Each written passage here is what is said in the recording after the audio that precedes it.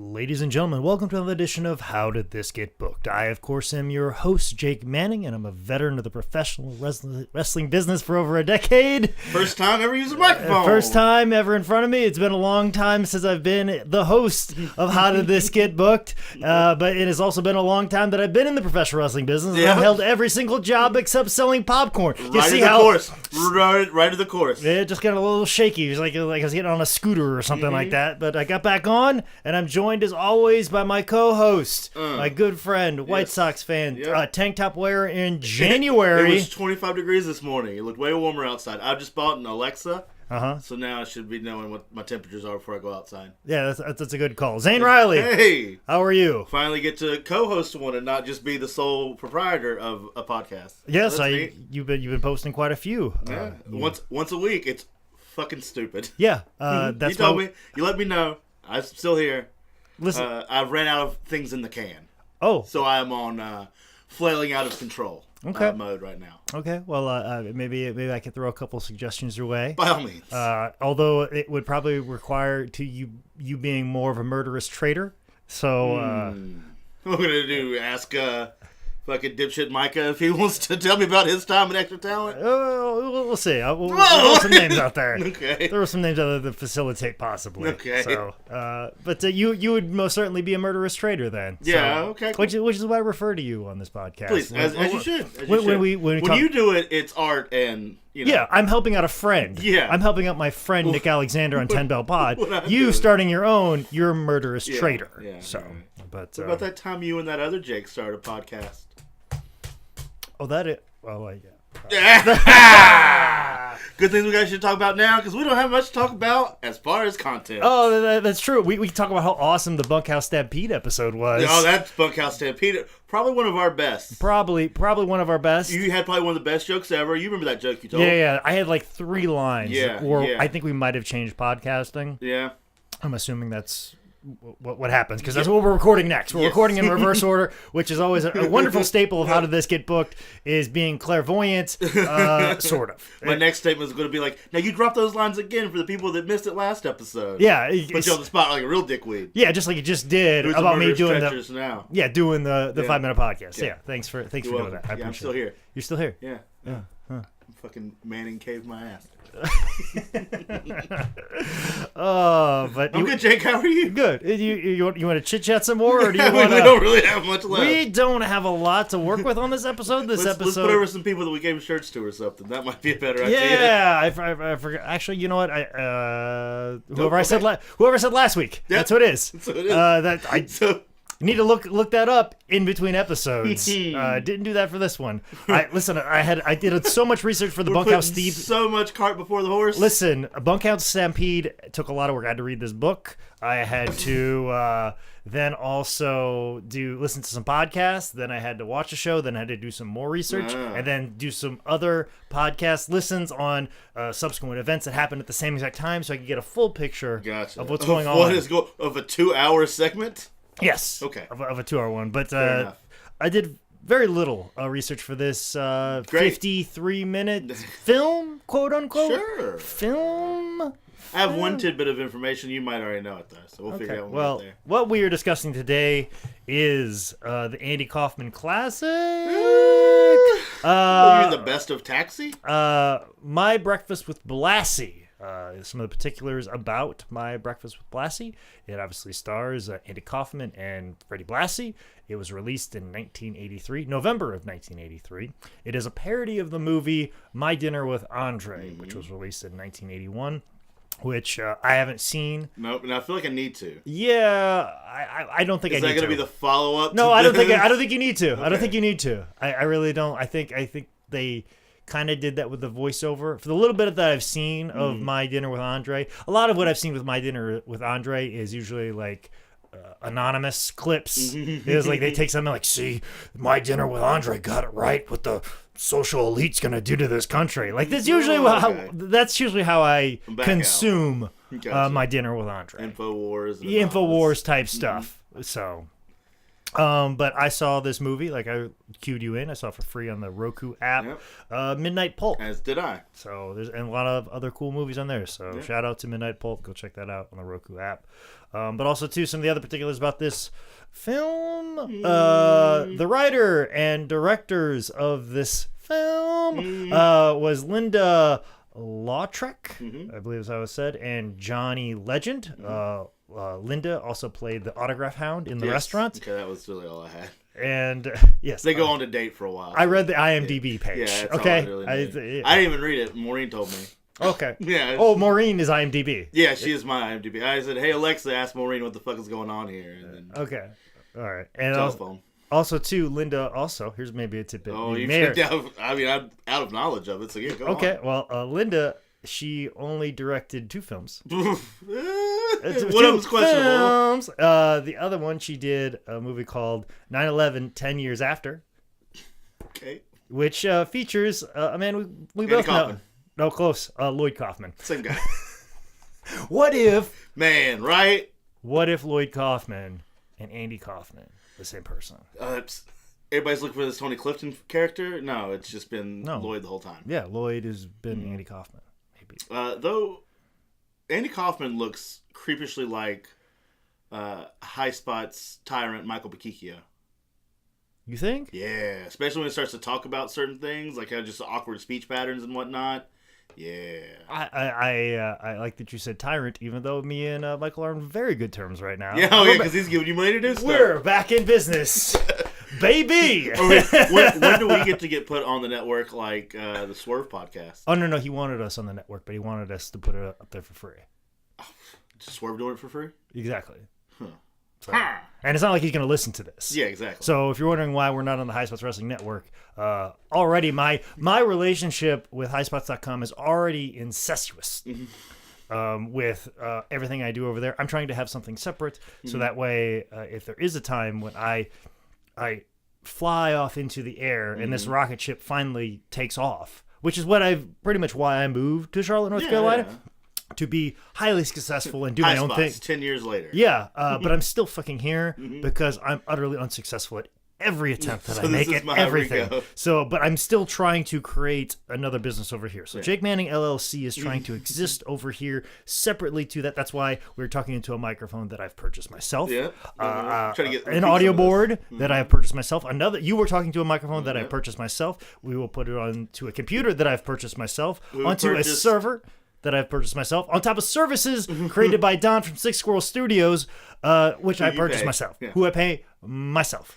And did you pay for those flyers that you wrote your notes on? Couldn't pay for a notebook? Yes, I did, actually. Great. I paid for these already, so I've got to use them. So everything that I have in front of me that happens for this... Total DIY. But yet, I was confronted of like, you're using my equipment for your stuff. And I'm like, no, it didn't. And if you'd like to see the receipts, I have it in my tax forms. Hey, he has this kind of stuff sitting around the office? He just assumes that I'm just taking stuff from the office every time I record a podcast. We just take your shitty microphones and your dumb headsets? He assumes that. And called me out on that when I asked. A little comeuppance. Yeah. I don't lay some booze for free, Michael. Yeah, so exactly. Tell him to come over to the Manning Cave. Let him see what you got here. Yeah, he has no clue. Yeah.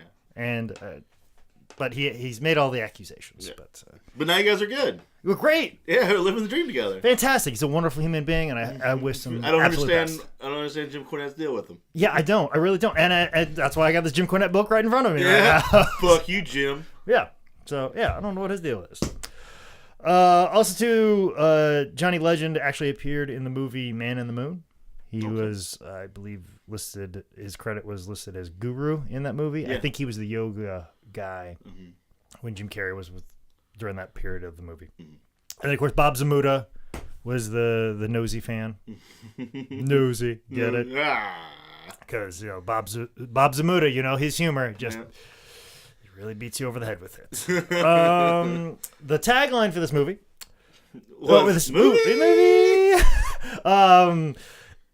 It's comedy meets wrestling with a side order of bacon. No one got bacon. That's just true. So suck a dick. I feel like this should be. I feel like this should be the tagline for Northeast Wrestling Champion wrestler Big Bacon Brad Hollister. Oh, that's a good one. That's a good one. That's what his T-shirt should say. And I know he is a listener of the podcast, so I Big Bacon. Yeah, Big Bacon. So, coming for you, son. Yeah. NEW, I'm putting my streak on the line. Yes. So, another interesting fact about this movie: it was filmed in 4.5 hours in one day. God damn! What took so long? Exactly. What'd they cut out? Yeah. This is the tight cut. Yeah.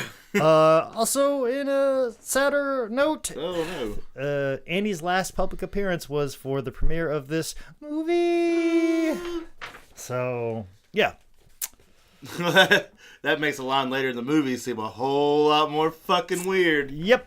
Yes, it does. So anyways, let's get into the particulars of this. It starts with a voiceover, Andy catching a bus to have breakfast with Fred Blassie. You can go anywhere in Las Vegas or Los Angeles for 50 cents.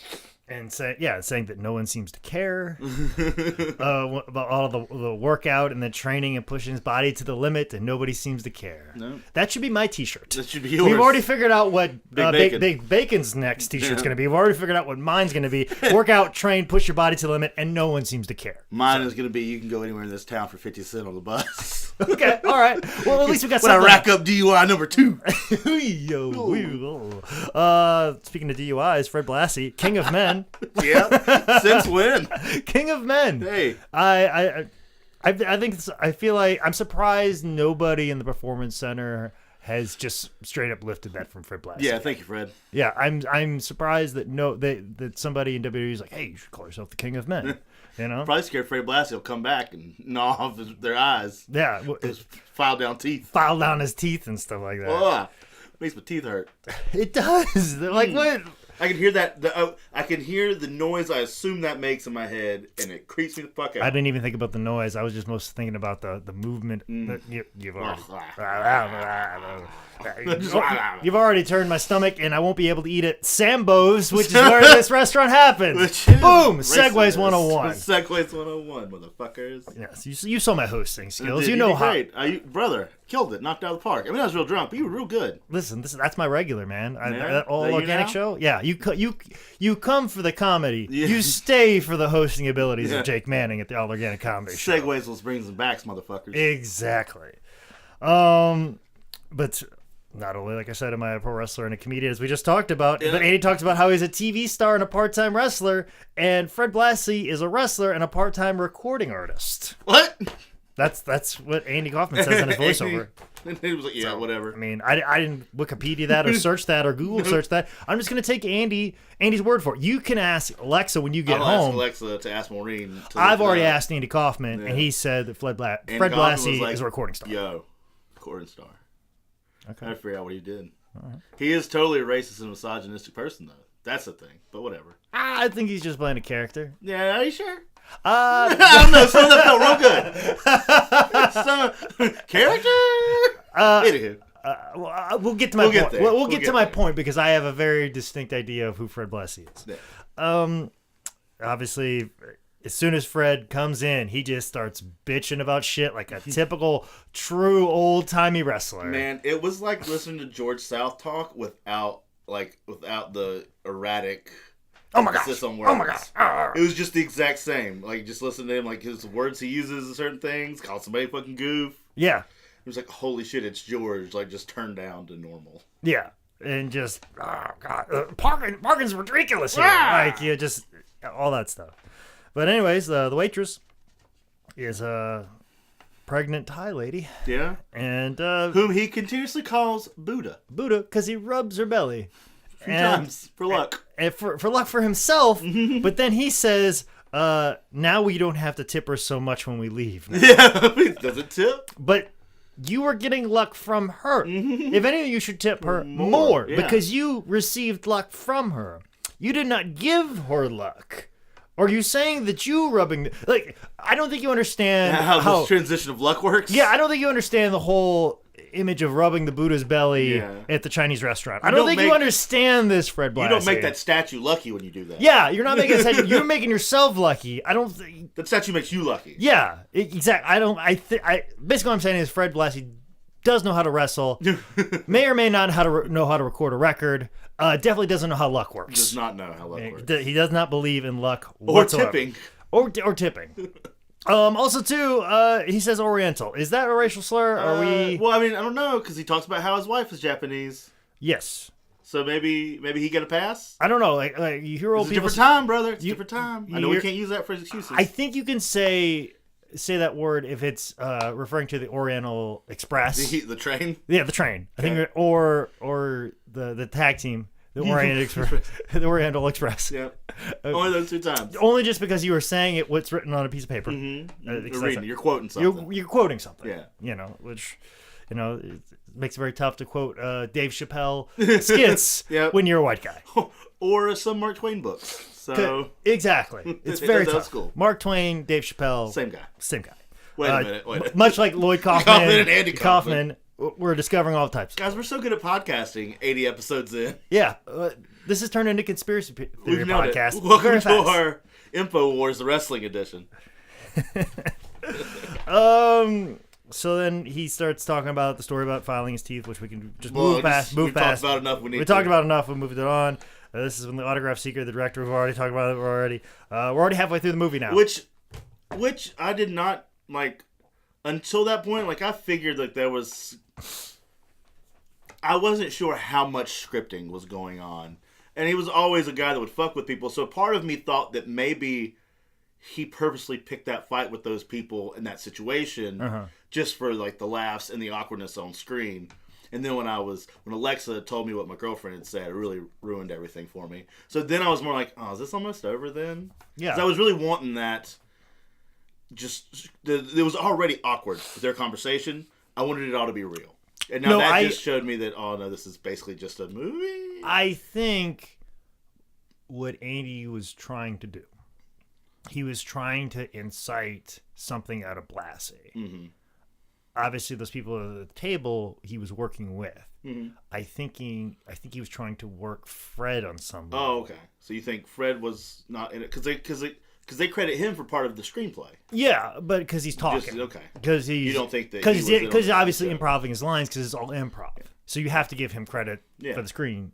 So I think he just got booked. Like, hey, do you want to do this film where you just sit down and have a conversation with Andy Kaufman? Sure, and just say whatever's on the top of your head. Okay. And he just floated to just telling stories about wrestling. Mm-hmm. But I think what Andy was trying to do was incite something out of Fred to maybe say something controversial or something intriguing, and Fred's just like, no, you're a goof. Yeah. Fuck you. Like a little bit of like, still kind of just, being typical like wrestler. This is him, I'm Fred Blassie, and being a classy individual, and just like I'm talking to a fan. Yeah. Like he doesn't open himself up to spilling his life or giving big long opinions that he's gonna have to explain, which is I think what Andy was trying to get. That's why there's a moment where like Andy kind of reverses what he's doing, and also that I think it's why he hangs on the whole, should I get pancakes? No, that's full of dough, and he goes, well, what about waffles? I know what you're doing here. So he's trying to wind Blassie up, like I'm really dumb, can't you see how dumb I am? Yell at me, and Blassie's like, nah, I'm not gonna yell at this fucking goof. You know what I'm saying? And I think that's kind of when he tries to equate his wrestling career the same as Blassie's. Yeah, I think he's trying to wind Blassie up. Like I think he's trying to get Blassie mad, but Blassie's like, you're not gonna stab me, so fuck you. Yeah, I've seen far worse. You're not the first motherfucker to ever try to stab me. Yeah, and he goes, and also too, I think Blassie's very much like, hey man, I'm the guy that pisses people off. Yeah. You're an amateur here. Yeah, I do it. Who was reverse pissing him off for not really giving him anything? Yeah. So, and I think that's what Andy was trying to do, because that's kind of what the whole thing with My Dinner with Andre is these stark opinions having play and talking and having a dialogue in between. Mm-hmm. These very two different opinions of people that are supposed to be very similar. And I think that's what he was trying to go for with this, but like Blassie wouldn't give him shit. So I think it was also supposed to be a play on Blassie, but Blassie was just like, oh, I'm not gonna go that far. Fuck that. I'm just gonna be me and be Blassie. This is eat your goddamn eggs. You know what I'm saying? Like, get eggs or don't. He got the pancakes anyway. Yeah. You know, and he gave a little, and that's why he was fucking around with the moist towelette thing, and you know, obviously the whole hygiene thing. God damn, we were stuck on hygiene for a while. My first thoughts was like, is this thing just about how both of them are OCD as fuck, and they're just gonna keep washing their hands? Mm-hmm. And then we just got into a random conversation about herpes. Yeah, hey, and they just moved past it very quickly. Yeah, just bam, bam. Like, you could just get herpes? What? Whoa. We had to sit washing your hands for so long, but you're going to talk about unclean dicks for like a nanosecond? A nanosecond? Get the fuck out of here. But their hand washing discussion did bring up a very interesting situation that circles back to something we touched on about the rebirth of $5 wrestling. Mm-hmm. Here's a funny story that I figure we can work in right here. Oh, we gotta kill time. We're about done. We are 20 minutes in. Oh no! And we got to fill some time. But here's a little tidbit of information why this hand washing discussion didn't bore me. Actually, the hand washing discussion is the highlight. Yeah, kind of, because I had a recent thing come up because $5 Wrestling Superstar, Dynamite, showed up to the office, and wanted copies of the recent $5 Wrestling, but not of the $5 Wrestling show. Just his match? Just his match. Of course. Because he doesn't want anybody else on his DVD. Because he feels like the show was all about him, so he solely just wants a DVD of himself. To hand out at people at his church, and he was going to autograph it for people. He's not going to sell it. He's not going to make money off it, even though it's a product that's out there to consume. Yeah. So if you go to Dynamite's church, you can get to see a match from $5 Wrestling for free. Free preview. Because Dynamite just is handing out to random people who are either A, casually interested in his existence in professional wrestling, or have zero interest in it whatsoever, and they're just taking the DVD to be nice. Yeah. And he will probably autograph it for you for free, whether you want it or not. I like to think he'll already autographed them by the time he hands them to you. Oh, no. I guarantee he'd want the pomp and circumstance. Of going, let me autograph it for you. I'll do it real fast. Yeah, you know. Pastor Dave, come over here. Yeah, pretty much.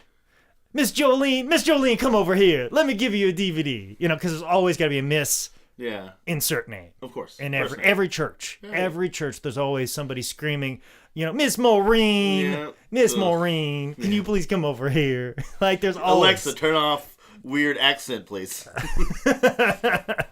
And so he wanted 30 copies. How many? 30. He already burned through it. But the thing is, he picked up those copies on a Tuesday, and then by Friday, he'd already come back for more. And I'm like, you didn't even get through the Sunday rush of church. Brother. How many people go to church on Wednesday for you? Yeah, but apparently he needed more by Friday, and supply and demand. And he got 30 copies. Ugh. But I had to charge him $30. Of course, that's a good price though. That's a good price. So then he came back at me on Friday. He goes, I need another 30. I'll give you $10. Ooh. How? You gotta give me. You gotta give me $1 per disc. Yeah, you only get 10 here today. And he goes, oh man, that's so much. I go, we are selling this for $5, and the joke is we're giving this stuff away on the cheap. Yeah. Okay, whatever. So then we negotiate. He goes, how much can I get for $15? And I go, 15. He goes, okay, I want 14. I'm like, all right, keep that extra dollar. Wait a minute, hold on. So is he like, I'm going to just throw this number out there, but I really only have 14? Yeah, he threw 15 out there, and he goes, okay, I'll take 14. I'm like, all right, whatever. Cool. So he showed up, counted out $14. In quarters. And then I proceeded to talk to him, and I was talking to him a while, because I was discussing some other business with him, because I have a surprise that's going to happen very soon. And I'm very close to it. And we were talking for a considerable amount of time. And all of a sudden, he just interrupted a serious conversation we're having. Uh-huh. And he goes, I have to go pee. And literally, he went, I have to go pee. And then he was back. And I was like, Dynamite. What? Did you lift the toilet seat when you peed? Let me check. And then he was back. In a longer time than it took for him to pee. Sleuth investigator. And I go, Dynamite, you did not. Did you or did you not? Why do you have to check? And he goes, well, I was just checking to make sure I didn't pee on the seat. I'm like, no.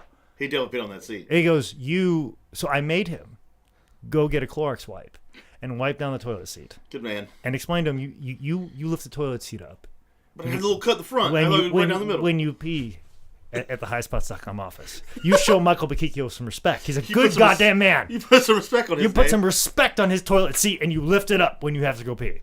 That's a rule. It's a goddamn rule. Right now. Or you sit down to pee like it's prison, okay? I sit down to pee. I sit down to pee as well. I got shit to do, man. I can't be just trying to aim. And every time, you know. Every time. Who fuck cares? But anyways, I get through that discussion, and then we finish our conversation, and then he goes, all right, let's shake on it. Keep in mind, he didn't have enough time to lift the toilet seat. You know he didn't have enough time to wash his hands. He didn't have enough time to wash my hands. So and a nary hand been washed in this house. Exactly. So never. I repeat to you fans out there that are fans of $5 Wrestling, I assume How Did This Get Booked fans are also fans of $5 Wrestling. You're a small niche group, guys. A small niche group. Never shake hands with Dynamite. Yeah. The man Unless never. you have some dry, moist towelettes. From Every single time I've shaken hands with him, my hands feel grosser. Mm-hmm. Hence why when he shook my hands on camera for the recent $5 Wrestling, I wiped it off on my shirt immediately because I immediately felt some sort of funk get put onto my hands. And I wanted it immediately off. And I would say I have a small sense of OCD, but I most certainly would not classify myself as OCD. I would just consider myself to be a clean human being. Yes. And I felt something end up on my hand. So this whole hand washing discussion, I most certainly... You've lived it. I've lived this whole scenario. The reason why they're having this conversation, you've been there. I've been there, and makes me think that I need to keep moist towelettes on me at all moments in time. Now, I'm not going to be as big a dick as Sting is. I don't know if you know this about Sting. I know that it's a thing. I forgot. It is a thing, and I think this is very dickish. When you meet Sting in an autograph appearance, one of the things that he puts in his rider is you have to have the big bottle of Purell. A Purell for him to put onto his hands after meeting people. Yeah, that is your hero. Yep. That's a guy that people are excited. So much goddamn money to meet him, and so much money to him, and that's what he thinks of you. Yeah. That you guys are merely just germs, and he is disgusted by you. It's not like he's fucking Howie Mandel, guys. Yeah. Maybe get off the Sting. Yeah. I'm just saying. Yeah. I'm just saying. If you're looking to a horse to hitch your wagon to. So I'm just saying, if I'm ever going to do my breakfast with Sting, but have shit ton of Purell. It's gonna look exactly like this. We're gonna have a whole discussion about hand washing. Yep. So, and I'm gonna pull straws out of my nose. Yeah. You would I'll be that my guy. Yeah, you'd be my Bob Zamuda. I'll keep it on the table. Okay. All right. I don't know how people are going to confuse us when we put on the Tony Clifton outfit, but well, you know, it'll be all right. We'll get it. It'll be all right. Which I was offered to dress up like Tony Clifton for WrestleCon one year. Yeah. Yeah. Wait, you offered to, or they asked you to do? It was floated out there because we just had Joey Ryan. Yeah, doing the thing with Jerry Lawler, and then he came out and dressed as Andy Kaufman. Michael floated the idea: would I be interested in dressing up like Tony Clifton and coming out and doing Tony Clifton? Yeah. And seconding Joey Ryan. Yes. And hopefully your answer was yeah. It was about it. I was all for it. But that got ixnayed somehow. Yeah. I'm sure somebody turned that down. So. Probably Lawler. Probably. Yeah. Probably. Because I was gonna go all in. Yeah. And I was gonna say another like very offensive thing at WrestleCon again. Hell yeah. And get more Twitter hate. Deservedly so. Because I'd be saying something awful. I don't know what you said the first time you got that Twitter hate. It's well deserved. I don't have a lot of regrets in wrestling, but some other things I said on a microphone in Florida. Yeah, they're at the top of the list. All right. So, we'll talk about it later. But that's okay, because Fred Blassie probably said something way worse. Oh, he sure did. When she comes back for round 2 for belly pats. Oh, yes. Oh, gosh, what is this line here? He's talking about, like, men versus women and the strength. Mm-hmm. A man is just stronger than a woman, is basically what he said there. Oh, and he rubbed the girl's belly, and as soon as she left, she goes, "Well, that's another one we'll have to feed on welfare." Yep, sure does. Right, Blaster. Yeah, I think I think Blassie recognizes there's a camera there. Yeah, I think he knows I think he knows he's supposed to go all in, And he figured he kind of came up with he got to the punchline. And I was like, oh, I know what you want. Mm-hmm.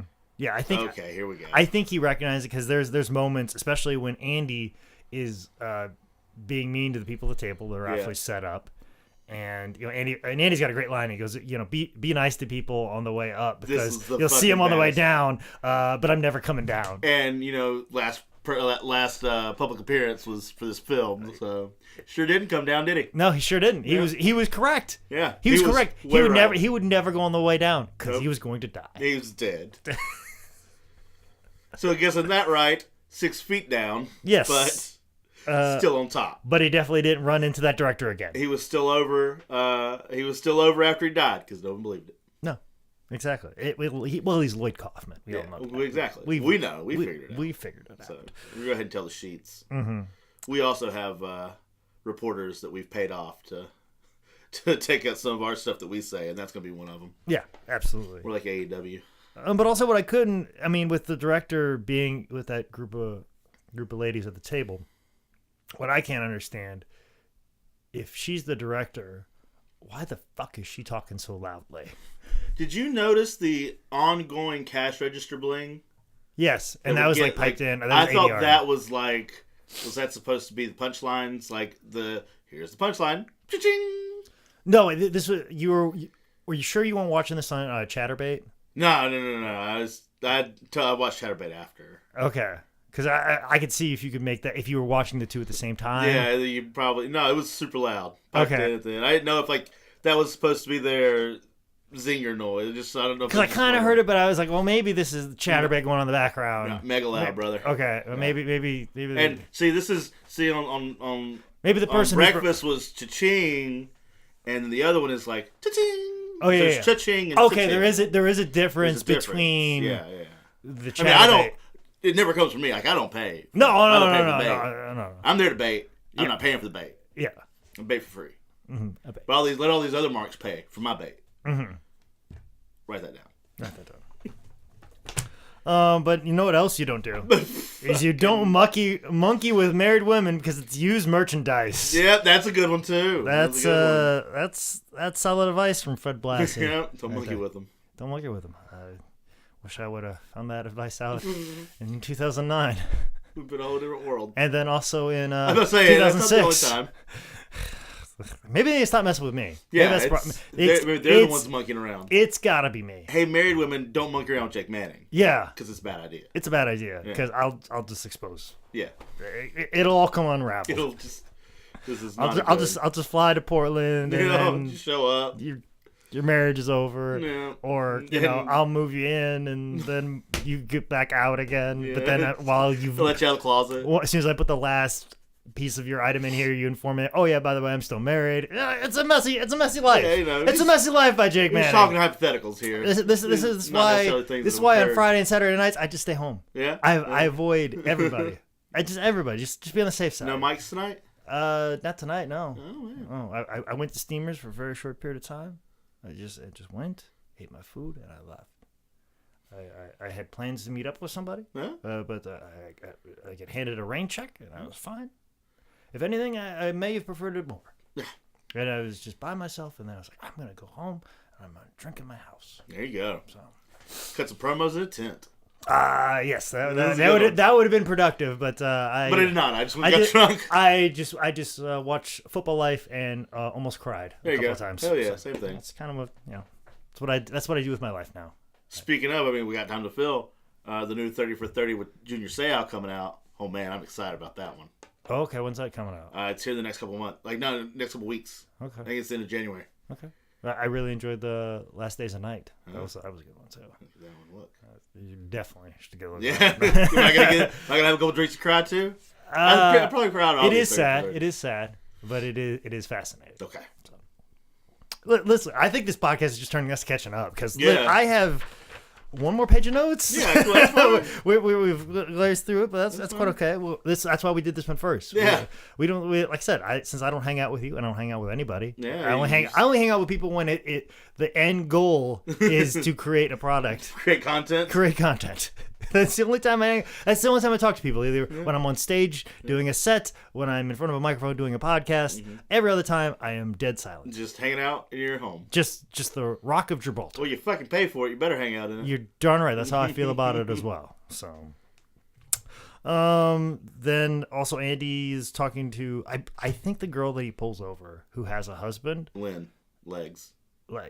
Lynn is her name, though. Lynn, yes. But he calls her Sandy for a while. He calls her Susan, yeah. And then he also, at the end, voiceover, I think he calls her somebody else, too. Yeah, on the bus ride home, he calls her so like Laura or something. Yeah. He comes up with some other name, too. I think, when reading IMDb, I think that's one of the girls he dated towards the end. Mm-hmm. I don't know if that was the girl that was inspired by Courtney Love's character in Man in the Moon or not, but I think that might have been a girl he dated for a short period of time. But Andy got around. Yeah, well, he did date that girl. Okay, okay. Making sure that is the case. Yes, but yeah, talked about how her husband was in prison for murder and the man's face and getting out. Yeah, you don't do that. I don't think you do that anymore. I think the whole point was they were just trying to make stop fucking talking to us. Here's why. Yeah. Here's a reason. He's getting out of prison today. He's coming right here. Unless because he got shot because he shot someone in the face for trying to pick her up at a restaurant. Yeah. Or that was the whole point. Or unless he was in the same state that I believe Michael Dukakis was a governor at, I think, or something. That was the Bush ad. Yeah. Michael Dukakis will make a revolving door in a prison. You know, that really racist ad, whatever. Yeah. So maybe he in the same prison system as that. I don't know. Getting started here. I'm just saying this is the 80s. Yep. This is the shit's 80s. Wild, man. Yeah, shit's wild. People getting out for murder. Yep. You know, people using that as a racist ad for a political campaign, and then we salute the man when he dies. Yep. That's what we do. That's what we do. Different times. That's what we do in the 80s. Then what was Fred get? Oh yeah, this is what I was gonna get. That was my note. Like Fred, when Andy's kind of generating heat, and I don't know if Fred is in on the fact that that's the who that is at the table and all that stuff. I think Fred gets off on Andy getting heat, which makes me think, started clapping and shit for him at one point. Yeah, I think Fred Blassie he just says shit to make people angry, and he knows that's his job. Yeah, but I think there's a much more wholesome man in there, and he knows that he has to be hated. Yeah. And I think he just recognizes his job is just to make people angry. So he just wants to do his job to the best of his ability. And he lives in a time when you can say whatever you want, and you don't have to be as thoughtful with it. And you can just kind of say whatever. Yeah. And nobody's dissecting that. Yeah. And that's a very innocent way to look at it. But we don't live in that world anymore. No. Which, thankfully, yeah, I'd say, yeah. Oh, it is for the better. Unfortunately, the people that realize it is for the better are the people that already aren't saying that kind of stuff. Yeah. And the fuckers that are saying that are the people that it should make better. They're just going to keep saying it anyway. Yeah, exactly. And then they try and justify, what do you mean? I should have the right to say. And it's no. Yeah. Maybe take a little bit of pause. Yeah.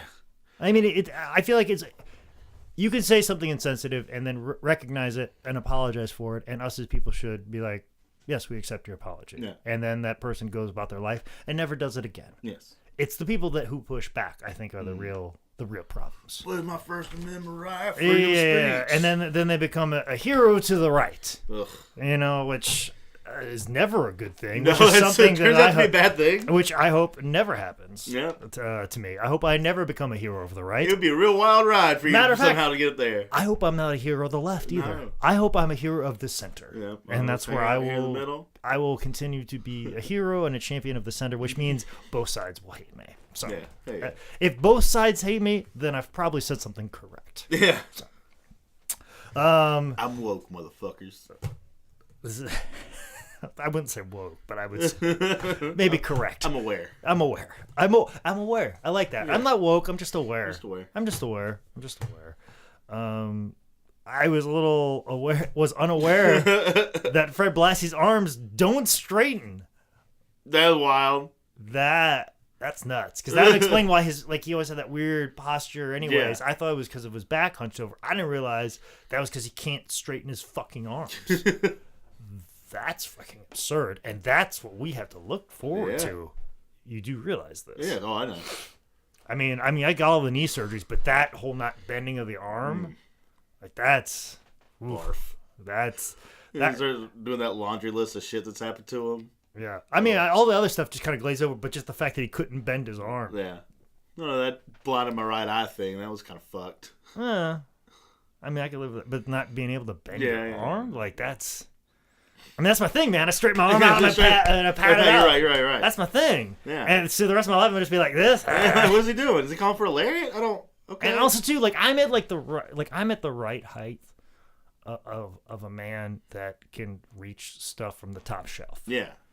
And that's really kind of reaching. A few things are out of your grasp. Yeah, a few things are out of my grasp. If I am limited and I can't straighten my arms, that's another like 6 inches. Yeah. If you're just a second shelf and down kind of guy, what good are you? What good am I?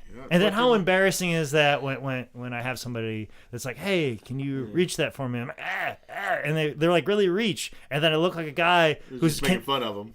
A guy who's making fun of him, and a guy who's continuously spending the rest of his life as if he's in a ladder match at an indie show and just pretending like he's trying to grab the belt when he could clearly just straighten his arm and grab the belt, but he doesn't because his arms. Maybe that's the whole issue with these ladder matches is these guys can't straighten their arms. That is. Oh man, they don't book crazy guys who'll do dumb shit off ladders or flippy guys. They just book guys with fucked up like range of motion when it comes to their elbows. Exactly. Maybe that's the issue. Man. Because people always make fun of that all the time. Like, oh, why can't they just straighten up and reach it? Well, because they can't straighten their arms. Yeah. Arms are fucked. Arms are fucked. Man. So, big shout out there to people with, in ladder matches. Their elbows don't work. Yeah. Big shout out. This episode's for you guys. Mm-hmm. Dedicated to you. Yeah. Like Arms of an angel. Speaking of handicapped people, Andy talks more about him being wearing the neck brace and talking about how people were ashamed of him because he lost the match. Yeah. And then Fred, very deep, and said it's better to be a has-been than it never was. Right, bro. Look. We've heard that line before, but for whatever reason, from classy Freddie Blassie. Freddie Blassie to Andy Kaufman with no elbow movement whatsoever. Just kind of hits hard, right there. You never thought it until you heard it from him. But to circle back to Fred, and maybe he's got a little bit more of a, he's a little bit deeper man than we thought. He talks about when he basically said white trash and the KKK was coming after him. Yeah. So he's an equal opportunity offender. Yeah. Like he even admits those guys are fucking stupid. Yeah. Yeah. Because you guys are a bunch of goofs and morons and fuck the Klan.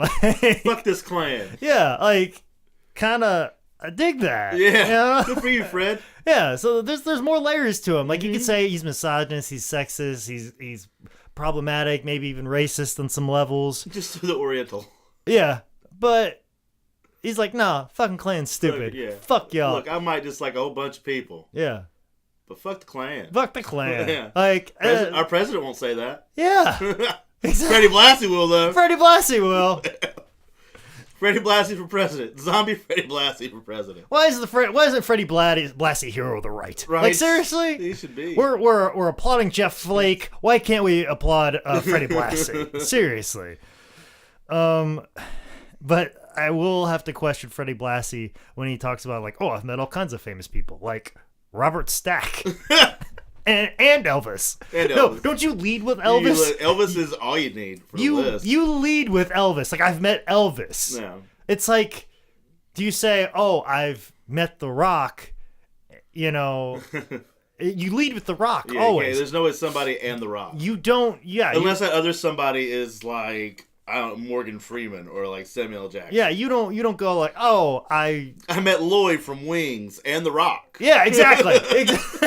Yeah. I also met Tony Shalhoub from Wings. And then The Rock. And then The Rock. I used to know far more people on the show Wings' real names. Oh, Wings doesn't get as much love. Brother. Goddamn, it was a good show. Oh, man, let's just start a Wings podcast. Well, I always felt like I was the older, responsible brother. There you go. And all my friends were the irresponsible people. And my favorite episode is, I think it was Joe. Joe was the responsible one. When Joe finally said, fuck it, and got on a Harley and left. and just left his younger brother to tend to the airline. Shit airport. Yeah, at the shit airport in Nantucket. And he just like, fuck it, I'm just going to do whatever I fucking want because all the rest of you guys do whatever you want and I have to pull all this shit together. Fuck you, rode off on a Harley. And I think that might have been like the season finale. He came back and that shit was just fucked up. Because it was on fire. Yeah. So keep a lookout for our Wings podcast. So I'm just saying, one day I'm going to ride off into the sunset like Joe. Yeah, I'm just going to come here and for some reason your door will be unlocked and this podcast equipment will be up. And all right. And I'll just start doing the podcast. Did you say podcast? I thought you said that there'd be a bobcat in here. Man, that'd be even cooler. But like Bobcat Goldthwait or like no, just an actual like bobcat. A real bobcat. They're probably about the same to deal with. So yeah, I'm with that too. And I just come out of the I just come out of the bedroom shirtless. Oh, you meant Missy. Well, I'd made my bobcat Fred Blassie. Okay. This is my podcast, Fred Blassie. This is classy Fred Blassie right here. Don't pet him. No, don't. And don't look him in the eye. If where I move, his eyes just follow me. And if he rubs your belly, just let him finish. Yeah. No eye contact. No eye contact. He's doing it for your luck, not his. See, it took us a while to get it. We got it. We're not getting any better than that, brother. Listen, these jokes are just as good as the jokes that you heard on the Bunkhouse Stampede episode right now. Let's not forget classics like, and then we'll just have him edit in that one into there. Yeah, we'll have him do that. And who could forget the classic? That was a good one. That was a good one. Keep a lookout. What wasn't a good one is just Bob Zamuda just being in here. It just got weird. At that point, I kept hitting the pause button to see how much left was in the show. Yeah. And I did it like 45. I was like, you have like 13 minutes left. And like every 30 seconds, like, you sure? You sure? I feel like they were doing that because, like, oh, we need more to fill up a runtime. And they're just like, send Bob in there and do something weird. Did he have all... At first, I thought it was like sleight of hand magic. That shit was like shoot up his nose, wasn't it? No, that was sleight of hand. Was it sleight of hand? Okay, it looked real... Because some of them, like, it looked the way he was holding his, like, hand, it didn't look like you could line up a straw there. I think maybe he doing these things where it's like here. Cool, good. You're gonna... Yeah, show me sleight of hand on a podcast. That's something. I think it's one of these where you're like here and you're like, yeah, like one of those. Like he's like, huh? Guys, you're missing some of the best sleight of hand magic you've ever heard in your exactly, life. right there where it's tucked in. Whatever. I'm not going to explain it. Fuck. You know what I mean? I'm not going to reveal secrets of magic on this podcast. Who are you, the masked magician? Nay. Yeah, no, I will reveal that Andy Kaufman is actually Lloyd Kaufman, but I'm not going to show you how you pull a straw out of your nose. No, sir. I don't need the magic Illuminati after me. Dear God, no. Nope, not them. Nobody can stand that. Regular Illuminati, not worried Bring about. it, lizards. Bring it. I stay in climately cool places, so fucking suck it. Just stay away from all pizza joints. Yeah, of course. Carb fast. That too. And then he just randomly vomits at the table. You know, why not? And it was actually real vomit that he created through ice cream. But for some reason, he had to pull on his ear to get it to come out. I don't know. It's real fucking weird. I don't fucking... Bob Zamuda, like... Everything that was weird about Andy Kaufman that was hilarious, Bob was trying to do too, and it was not working. I want to like Bob Zamuda. Like, I heard him on Mark Maron's podcast, and I want to like him. But I feel like he sees the whole life as an opportunity to work everybody. Yeah. Like an old-time wrestler. Like, anytime something happens... Or even like young wrestlers. Like, I can't tell you how many young wrestlers... I mean, they do this a lot. Me and Caleb were just talking about this on a trip to Iowa. How many guys do this where they're just like, hey, WWE's going to sign me. Oh, yeah. WWE's going to sign me. I'm going up real soon. Mm-hmm. WWE's going to sign me. And then like months later, like they're still there. And then they just announced like a whole crop of people that just got signed and that person wasn't in there. Yeah, no, of course. But you've never seen them in tryouts or anything. And those people that did get signed and actually are announced, they kept it quiet, and when if anybody did know, they would deny it when they were asked about it. Yep. And if they cut any promos that were goodbye promos, even when they're literally days away from being announced, and this show won't be released for another 2 weeks because of editing and being released. They're still like, hey, please take that promo out. That was just for the live audience. I don't want that to see the light of day. Can't be seen out there. But yet there are guys that are like, oh, I'm signed and I'm going up. So I got. Can somebody please tell me some good apartments that I could look at in Florida? You know, and it's like, so like the running joke now with me and Caleb Conley when I ride in a car with him is like I'll be driving for like a few miles and I'll go, hey, did I tell you I'm signed by WWE? And then 50 miles later, oh, did I mention I got signed by WWE? And just do that all the way to Iowa. Oh man! Like, so that was a laugh riot. Commit to that bit, my friend. Much like Andy Kaufman. So we go hard. We go ham, as the kids say. As they say. But yeah, this just kind of wraps and just kind of ends real weird. They're like, hey, we need a big end. Let's just have Bob vomit. And that's all this is. And like, Blassie just hangs around that vomit the whole time. Like he's, of everything that has occurred, he seems more fine with the vomit being on the table than shaking people's hands. And that's weird. This is true. This is a perplexing thing. And we're going to have to seance this shit, figure out what's going on. Yeah. And he is dead, right? And the booger, and also the boogers he's not affected by. No. He was cool to take the one that, when he found out it was used by Andy, he was still on board. Yeah. And still just put it there, you know what I'm saying? And just fine with boogers and vomit, but shaking hands. Don't you get those grubby hands away from me. Keep those dick hands away from me. That's right. You might have went through the tissue and into your butthole. He's half a roll. Hey, that almost happened to me earlier, and I was like, "Oh, goddamn, Blassie, you cursed me! You got me! You cursed me, Blassie! Goddamn you, Freddie Blassie! Goddamn you!"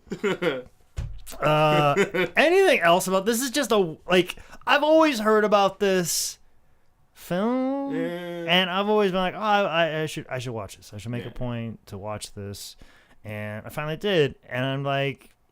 I did not like it. No, I like Andy Kaufman. I do. I like Freddie Blassie. Yeah, I like both of those guys independently, but I think Andy was trying to do. I can honestly feel that probably Andy walked away from this disappointed. Yeah, he had a goal in mind.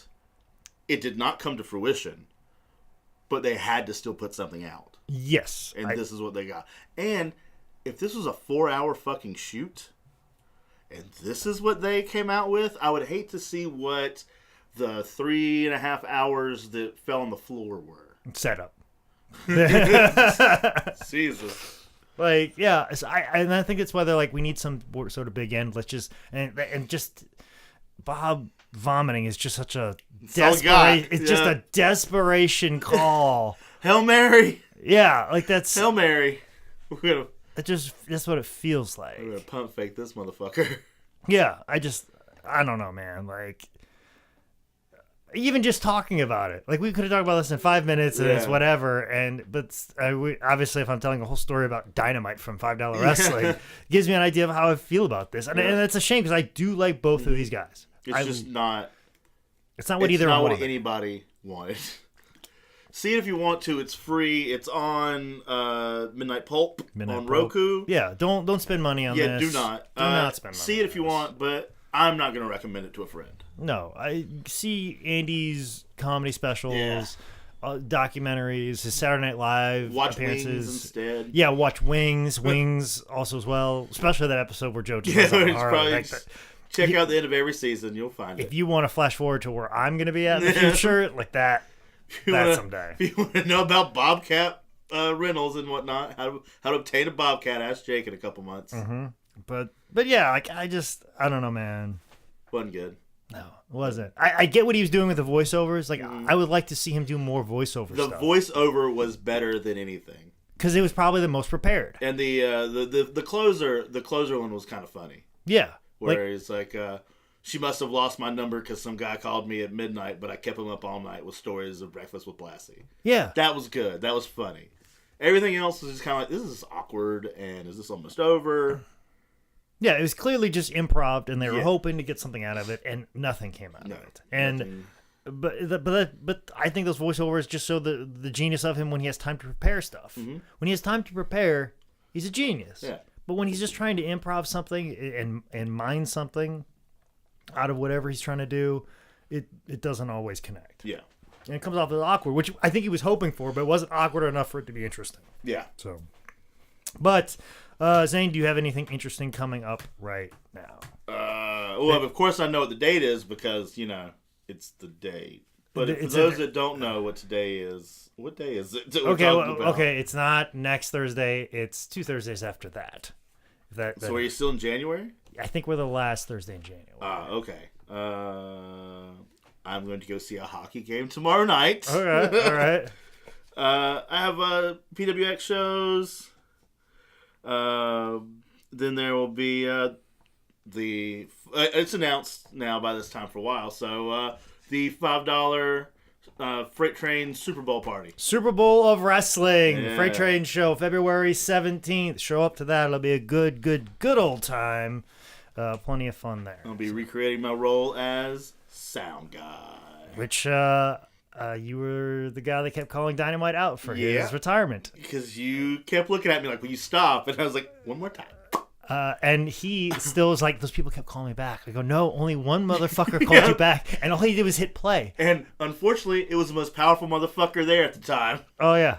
So I have the goddamn computer. I listen to every word I say. And it's on the final file, and I had to chop it down. But what's on there is incredible. Even though, like, the last little sting after it was well over. Yeah. Like, good. I still put that in there. Good. That's about it. That $5 is going to be the most important thing I do all month. Okay. Well, this is going to sound like, can I see your calendar? Yeah. Because I don't have my phone in front of me, but looking at the calendar, yeah. I can decipher everything that is going on. Because there's a lot of comedy going on in Charlotte. And the scene is booming right now, man. I just said I went and saw Jake's show a couple nights ago. And just some really good people out there. The organic open mic night. Oh, and I think there's a lot of other good people that couldn't make it that night. Yeah, there's some killer people. And actually... The week of not this next week, but the week after when this podcast is released, there's tons of really good shows. Like February 11th is the next Revolt comedy show. Yeah, I'm gonna go check that on Monday. I couldn't make it work. Oh, it was packed. Yeah. Standing room only. Good. So good for them. Good for former guest. Brian O'Neill and Alex Spears doing a great job. They're running February 11th, and then also to February 12th is the Free Pudding Comedy Show. Oh. Is the early show at the Evening Muse, and then the late show is the next All Organic Comedy Show. All right. And then I believe there's something going on the 13th. I can't think of what it is. But then the 15th is the next Jokesploitation show at Vizart Video. Nice. Vizart Video show. The next two Vizart Video shows.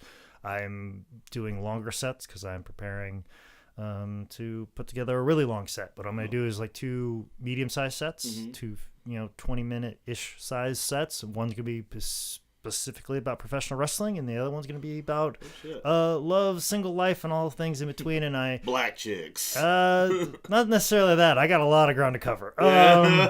Especially, I would recommend also the February 15th one. I'm going to share a story about something that happened to me. And it's a story I've only told 3 times, but I'm going to bring it back out. And I got some more twists and turns and punchlines to it. And I think I might have an end to it, finally, for a change. So I would highly recommend seeing that one as well. Also got probably some other Northeast Wrestling stuff, especially in March. I'm at Northeast Wrestling multiple times, especially March 2nd. And I think an upcoming one on March 3rd, which unfortunately eliminates me from going with you in Florida. Yes, that March weekend, Caleb and I will be tag teaming in, what is that place? Pembroke, Florida, for Ronin. Yeah. So I will be in the opposite ends of the East Coast right there. I'll be up in Connecticut, probably New York. We'll be sandwiching this motherfucker. Exactly. So... But guys, if we've missed anything, I don't think we did, and anything was. I think we did way more justice to my breakfast with Blassie. If we missed something, don't fucking tell us, because you paid far more attention than we did. Go start your own podcast and talk about it. Yeah, and yeah, because there wasn't a lot to this. This was mostly a catch up session, which is fine. This felt like a Boogie Monster episode. Yeah, which I just started listening to all over. Just started listening to again. I've had so many other podcasts I've been needing to catch up. That's been taking the low road. So I've been listening to a couple just sporadically, and it's exactly what it is. This is exactly what this is us talking about what we did for Christmas. So if you're a fan of $5 Wrestling and the Boogie Monster, I'm sure you love this episode. You are fucking dying for our shit. Exactly. But if not, and you want to file a complaint like, hey, you guys need to take this job more seriously, or if you're like, hey, you're absolutely correct, Andy Kaufman is Lloyd Kaufman, and I am Lloyd Kaufman and Andy Kaufman. And Andy Kaufman. Then holler at me on Twitter at ManScoutManning or email me at Jake at sslshow.com or manscoutmanning@yahoo.com. Make sure you log on to howdidthisgetbooked.com. Hopefully by this moment in time when this episode comes out, all my new merch is up. Woo! I've actually got a new shirt that is a concept that I'm trying to do. It's a shirt called The Power of Professional Wrestling. It's all that's on the shirt, but what I am doing with that shirt is I'm taking all the proceeds collected for the shirt and I'm giving it to a random charity ever so often. And basically all the money that is collected by the end of April for this Power of Professional Wrestling shirt will go to the Timeout Youth Center, which is for LBGTQ use here in Charlotte. So it's going to a good cause, and that shirt is available at howdidthisgetbooked.com under the merch tab. Or you could just, if you see me at a show, I'll have them out and available. I'll collect the money. I think I'm going to give them a payment every month because I heard that charities prefer it when you kind of give money on kind of a regular basis. That it helps out a little bit more as opposed to just dumping off one lump sum. So basically for about 4 months, I'm going to kind of feed them kind of larger chunks, and hopefully that kind of helps out with that because it's for kids. And if it's the power of pro wrestling. It's to provide, then we've done something positive for our usually shitty community. Exactly. There's something good can come out of professional wrestling because sometimes some bad things can come out of it. Yeah. But this is something that's going to be nothing but good. And if you're like, oh, why is it going to be an LGBTQ cause? Go fuck yourself. Because it's fucking important, you because fucking douche. It's kids. Yeah. It's fucking children. Scared kids. Yes. Who it provides them a safe space. And if you're like, oh, fuck safe spaces, go fuck yourself. Yeah, This hard thing, stances. This thing needs to fucking exist. This is our leaning to the left part of the show. And it's right around the corner from my office. Yeah. So it's most certainly helped. Especially in our community. We just, not too long ago, was like Pride Week, was it not, here? Possibly. Yes. Way to keep up. Yes, it was. And, yeah, it's just... I thought that was more in the summertime. That's parade, but I think we had another day or another thing. Okay. Some friends I know went to the Pride game at the Charlotte Hornets thing. Okay. All right. But yeah, it's something that is a big deal here in Charlotte, and yeah, I can totally. Our Pride Parade is, I think, one of the fastest growing ones in the entire country, and rightfully so. So I want to make sure that these spaces are adequately funded, and that's what I'm trying to do at least until the end of April, and then I'll pick something else after that. But in the meantime, that's what that cause is. But I'm flipping it around. Yeah. It's trying to send the power of professional wrestling to multiple places. So if you don't agree with those things, then probably all the other charities you go for will have at least some of the same, connotations and whatnot. You want to positivity there. If you don't like what we're trying to sell these shirts for, buy a shirt, set it on fire, and take a video of it and send it to us. Yeah, do that. Yeah, that'll show us. That'll show us. Yeah, real bad. But make sure you buy a shirt. Yeah, just like all those Colin Kaepernick jerseys. Probably buy are you charging more for larger sizes, or is it just one flat? It's just one flat. Oh, okay. Well, yeah, I'm going to go into a whole... Buy a small. There's not a lot of smalls anymore in the world, so buy a small. Set that. It doesn't. I have. You're doing. I have access. Okay. To all different sizes. Yeah. I'll be probably giving more out of my own pocket for the larger sizes, which is fine. That's fine. That's fine. But I'm just trying, as opposed to just giving them a little bit here, a little bit there. I want to give them a little bit more. Here and there. So that's kind of the plan with that. But if you can't support monetarily, support this podcast by subscribing on iTunes, Google Play, Stitcher, CastBox, SoundCloud, YouTube, everywhere, and support SixSquirrelStudios.com. He'll make your podcast sound nice and pretty. Ladies and gentlemen, this has been another edition, or haphazard edition. What? Haphazard edition. A haphazard edition of How Did This Get Booked? The sheriff is near. The sheriff. Woo. God damn it.